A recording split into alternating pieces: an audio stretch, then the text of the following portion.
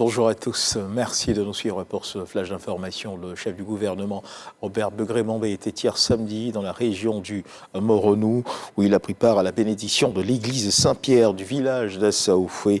L'ouvrage entièrement rénové est un don de l'inspecteur général d'État Théophile Awa Undoli, fils du dit village. Assaoufoué serait la porte d'entrée du christianisme dans la région.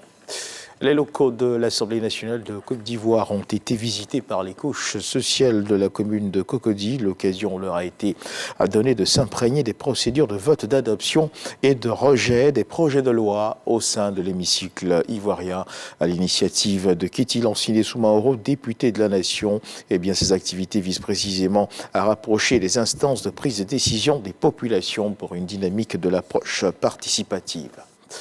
43 millions de francs CFA versés aux riziculteurs de 4 régions de la Côte d'Ivoire. C'est l'équivalent de l'indemnité recouvrée par le PAM, le Programme alimentaire mondial, dans le cadre d'une assurance agricole. Elle est destinée à compenser les pertes de production rizicole causées par les changements climatiques.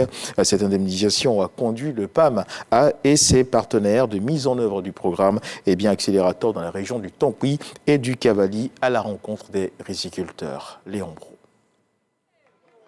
Zouaounien, dans la région du Tonkouy, à l'ouest de la Côte d'Ivoire. Ici intervient le PAM, le Programme alimentaire mondial, à travers l'assurance indiciaire agricole. Visée, autosuffisance alimentaire, amélioration des revenus des riziculteurs. La présente mission, donc, pour compenser les pertes de production liées au déficit hydrique et de maturation du riz.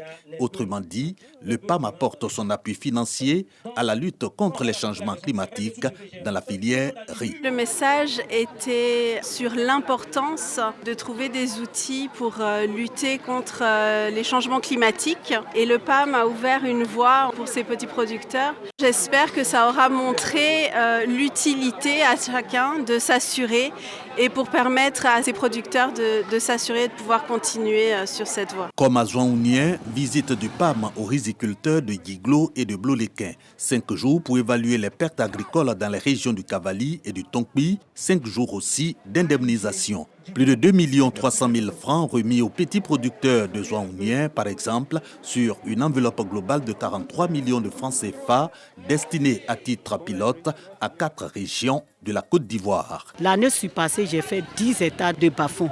10 hectares de bas-fonds. Il y a eu la pluie qui a gâté mon riz. Je n'ai même pas eu 1 tonne de riz. Que s'il y a assurance maintenant qui vient à notre secours, je suis très contente. Il y a la pluie, le soleil qui viennent de façon imprévue et débordonnée qui gâte nos plans. Notre souhait, c'est qu'ils continuent de nous soutenir, tous nos membres.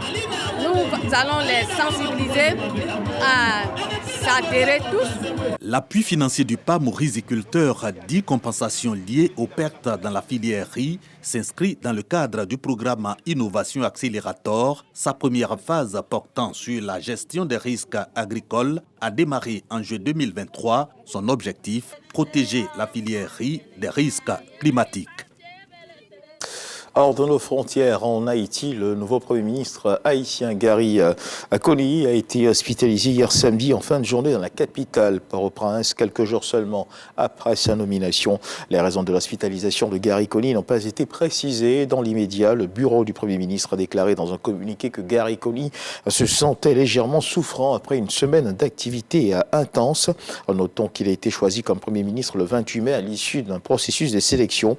Il est arrivé en Haïti le 1er juin après avoir travaillé à l'étranger où il a occupé récemment le poste de directeur régional de l'UNICEF pour l'Amérique latine et les Caraïbes, poste qu'il occupera à partir de janvier 2023. Et puis toujours dans l'actualité internationale, le navire de sauvetage de l'ONG Médecins sans frontières, le Géo Barents, a repêché les corps de 11 personnes mortes en mer alors qu'elles tentaient de traverser la Méditerranée pour rejoindre l'Europe. L'opération de récupération a duré 9 heures et selon l'Organisation internationale pour les migrations, entre le 1er janvier et le 1er juin 2024, 282 personnes sont mortes en tentant de traverser la Méditerranée centrale. Dans le cadre du magazine du dimanche de ce 13h, nous recevrons M.